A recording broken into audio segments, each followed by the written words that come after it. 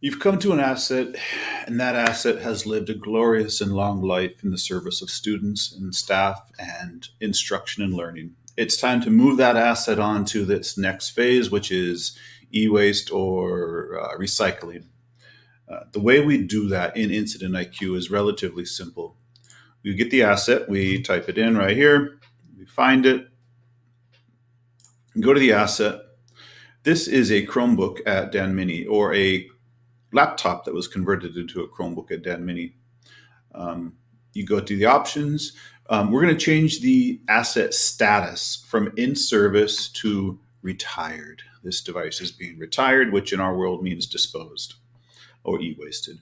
And we click edit to get there to make a change in the asset status. It is now retired. We click down on save changes. What this does, it triggers a message to Steve Geringer in the warehouse. Steve Geringer then waits until you have multiple devices that are retired, and then he will send somebody out to your school to pick up those groups of retired devices in a location that is predetermined and agreed upon by him and the site administration or the site staff responsible for the assets.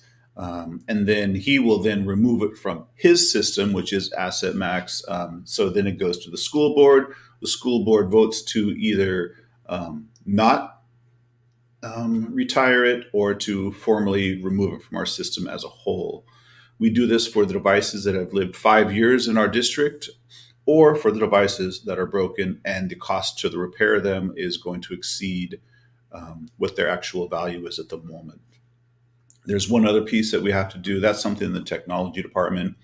We deprovision the device.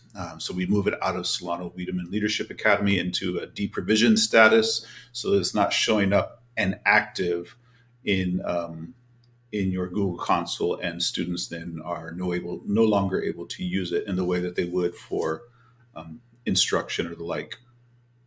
That's it. Make sure you go up there, options, change the status. I'm going to go change that status back to in service.